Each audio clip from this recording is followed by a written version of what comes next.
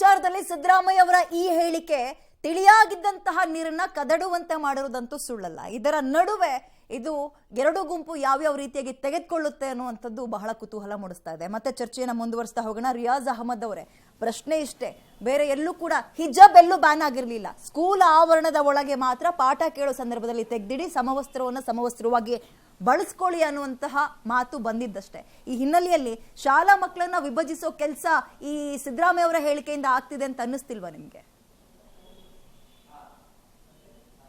ಖಂಡಿತ ಇಲ್ಲ. ಸಿದ್ದರಾಮಯ್ಯ ಅವರಿಂದ ಆಗಿದ್ದಲ್ಲ, ಇದು ಬಿಜೆಪಿ ಅವರಿಂದ ಆಗಿರೋದು, ಕೋಮು ಸಂಘಟನೆಗಳಿಂದ ಆಗಿರೋಂಥದ್ದು. ಹಿಜಾಬ್ ಇದೆಯಲ್ಲ, ಅದು ನಮ್ಮ ಧಾರ್ಮಿಕ ಹಕ್ಕು. ಯಾಕಂದ್ರೆ ನಮಗೆ ನಮ್ಮ ಧಾರ್ಮಿಕ ಹಕ್ಕನ್ನು ಕಿತ್ಕೊಂಡಿರುವಂಥ ಕೆಲಸ ಆಗಿರೋಂಥದ್ದು. ಅದನ್ನ ಹಿಜಾಬ್ ವಾಸ್ ಕೇಸರಿ ಅಂತ ಮಾಡಿದವರು ಬಿಜೆಪಿಯವರು. ಇವತ್ತು ನೋಡಿದಿರಲ್ಲ ನೀವು, ಅಲ್ಪಸಂಖ್ಯಾತರ ಶಾಲೆಗಳಲ್ಲೂ ಸಹ ಹಿಜಾಬ್ ಹಾಕೊಂಡು ಹೋಗ್ಬೇಕು. ಹಿಜಾಬ್ ಅಂದ್ರೆ ಏನು? ತಲೆ ಮೇಲೆ ಒಂದು ಪಟ್ಟ, ಎದೆ ಮೇಲೆ ಒಂದು ವೇಲ್ ಹಾಕೊಳ್ಳೋ ಅಂತ ಕೆಲಸಕ್ಕೆ ಹಿಜಾಬ್ ಅಂತ ಇರೋಂಥದ್ದು. ಅದನ್ನೇ ಎತ್ಕಟ್ಟಿ ಹಿಜಾಬ್ ಅಂದ್ರೆ ಇವರು ಫುಲ್ ಸಮವಸ್ತ್ರನೇ ಹಾಕಲ್ಲ, ಇವ್ರದೇ ಆದಂತಹ ಒಂದು ಬಟ್ಟೆಗಳನ್ನು ಹಾಕೊಳ್ತಾ ಇದ್ರಂತ ತೋರ್ಸಂತ ಕೆಲಸ ಮಾಡಿರೋದು ಈ ಬಿಜೆಪಿಯವರು. ಹಾಗಾಗಿ ಇವತ್ತು ನೋಡಿ, ಬ್ಯಾಂಕ್ಗಳಾಗಿರಬಹುದು ಹಿಜಾಬ್ ಬುರ್ಖಾ ತೆಗೆದು ಬರಬೇಕು, ಶಾಲೆಗಳಾಗಿರಬಹುದು, ಯಾವುದೇ ಒಂದು ಪ್ರವಾಸಿಗಳ ತಾಣ ಆಗಿರಬಹುದು, ಅಂತಹವು ಕಡೆ ಎಲ್ಲ ಶೋಷಣೆ ಆಗ್ತಾ ಇದೆ. ಆದ್ರೆ ಈ ಹಿಜಾಬ್ ಆದೇಶ ಸಿದ್ದರಾಮಯ್ಯ ಅವರು ಹಿಂಪಡೆತಾ ಇರುವುದರಿಂದ ನಮಗೆ ಹೆಮ್ಮೆ ಆಗ್ತಾ ಇದೆ. ನಮಗೆ ಅದನ್ನ ಸ್ವಾಗತಿಸ್ತೀವಿ. ಯಾಕಂದ್ರೆ ನಮ್ಮ ಧಾರ್ಮಿಕ ಹಕ್ಕನ್ನು ನಮಗೆ ಕೊಡ್ತಾ ಇರುವಂತ ಕೆಲಸ ಆಗಿಲ್ಲ. ಇಲ್ಲ ಇಲ್ಲ ಇಲ್ಲ, ಇಲ್ಲಿ ಕೇಳಿ, ಇಲ್ಲಿ ರಿಯಾಜ್ ಅವರೇ, ಅಲ್ಲೆಲ್ಲ ಆಗ್ತಾ ಇದೆ. ಇವತ್ತು ಅಲ್ಪಸಂಖ್ಯಾತರ ಶಾಲೆಗಳಲ್ಲೂ ಸಹ ಆಗ್ತಾ ಇದೆ. ಎಲ್ಲಿ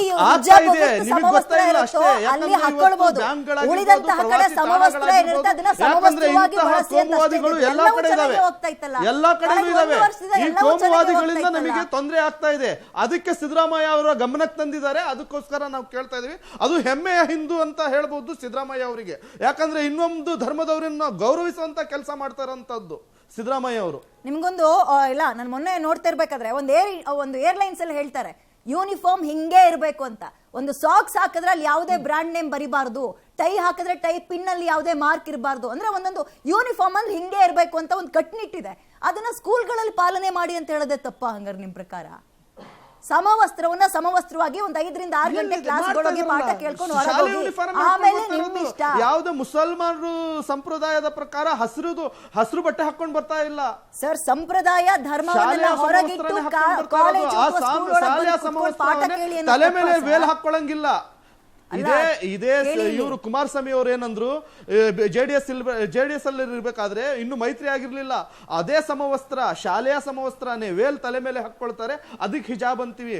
ಅದೇ ಎದೆ ಮೇಲೆ ಹಾಕೊಂಡ್ರೆ ಅದಕ್ಕೆ ಹಿಜಾಬ್ ಅಂತೀವಿ. ಅದನ್ನು ಹಾಕ್ಬಾರ್ದು, ವೇಲ್ ತಲೆ ಮೇಲೆ ಹಾಕೊಳ್ಬಾರ್ದು, ಎದೆ ಮೇಲೆ ಹಾಕೊಳ್ಬಾರ್ದು, ಅಲ್ಲಿಡ್ಬೇಕು ಅಂತ ಹೇಳ್ತಾ ಇರೋಂಥದ್ದು ತಪ್ಪು. ನಾನು ಹೇಳೋದನ್ನ ನೀವು ಅರ್ಥನೇ ಮಾಡ್ಕೊಳ್ತಿಲ್ಲ ರಿಯಾಜ್ ಅವ್ರೆ. ಇರ್ಲಿ, ಗಂಗಾಧರ್ ಕುಲಕರ್ಣಿ ಅವರೇ, ಸಿದ್ದರಾಮಯ್ಯ ಅವರ ಈ ಸ್ಟೇಟ್ಮೆಂಟ್, ನಾಳೆ ನಿಮ್ಮ ಸ್ಟ್ಯಾಂಡ್ ಏನಾಗಿರುತ್ತೆ ಈ ಸ್ಟೇಟ್ಮೆಂಟ್ಗೆ? ಈಗ ಸಮವಸ್ತ್ರದ ವಿಚಾರವಾಗಿ ಮಾತಾಡ್ತಿರ್ಬೇಕಾದ್ರೆ ಎಲ್ಲ ಕಡೆಗೂ ಇದೆ. ಪೊಲೀಸ್ ಇಲಾಖೆಯಲ್ಲಿದೆ, ಮಿಲಿಟರಿಯಲ್ಲಿ ಇದೆ, ಎಲ್ಲ ಕಂಪ್ನಿಗಳಲ್ಲಿ ಇದೆ, ಅವ್ರದ್ದೇ ಆದಂಥ ಒಂದು ಡ್ರೆಸ್ ಕೋಡ್ ಇದೆ. ನಾಳೆ ಎಲ್ಲ ಕಡೆಗೂ ಸಹ ನಮ್ಮದೇ ಆದಂಥ ಒಂದು ಧಾರ್ಮಿಕ ಚಿಹ್ನೆ, ಇದು ನಮ್ಮದೇ ಇಂಥದ್ದು ಇರಬೇಕು ಅನ್ನೋಂಥದ್ದು ಪ್ರಾರಂಭ ಮಾಡಿದರೆ ಹಾಗಾದರೆ ಏನು ಅರ್ಥ ಉಳಿಯುತ್ತೆ ಈ ಡ್ರೆಸ್ ಕೋಡ್ಗೆ? ಅದಕ್ಕೇನಾದರೂ ಒಂದು ಅರ್ಥ ಉಳಿಯುತ್ತಾ? ಸೊ ಈ ರೀತಿಯಾಗಿ ಇವತ್ತು ಸೈನ್ಯದಲ್ಲೂ ನಾವು ನಮ್ಗೆ ಅದು ಬೇಕು, ನಮ್ಮ ಧಾರ್ಮಿಕ ಹಕ್ಕದು, ನಮ್ಗೆ ಆಗಬಾರ್ದು, ಈ ರೀತಿ ಡಿಫರೆನ್ಸಿಯೇಷನ್ ಇರಬಾರ್ದು. ಕೇಸರಿ ಶಾಲ್ ಹೋರಾಟ ಏನಾದ್ರೂ ಆರಂಭ ಆಗೋ ಲಕ್ಷಣಗಳು ಕಾಣಿಸ್ತಾ ಇದೆಯಾ? ಆಗುತ್ತಾ? ಖಂಡಿತ ಆಗುತ್ತೆ. ಖಂಡಿತ ಆಗುತ್ತೆ. ಕಾರಣ ಇಷ್ಟೇ, ಈ ರೀತಿಯಾಗಿ ಕಾನೂನನ್ನ ಉಲ್ಲಂಘನೆ ಮಾಡಿ, ಈ ರೀತಿಯಾಗಿ ಕಾನೂನುಗಳನ್ನ 1983ರ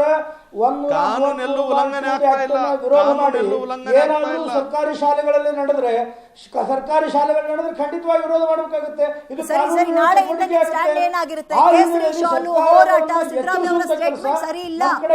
ಅನ್ನೋ ಹೋರಾಟಗಳು ಶುರುವಾಗುತ್ತಾ ಬಿಜೆಪಿ ಕಡೆಯಿಂದ, ಹಿಂದೂ ಸಂಘಟನೆಗಳಿಂದ?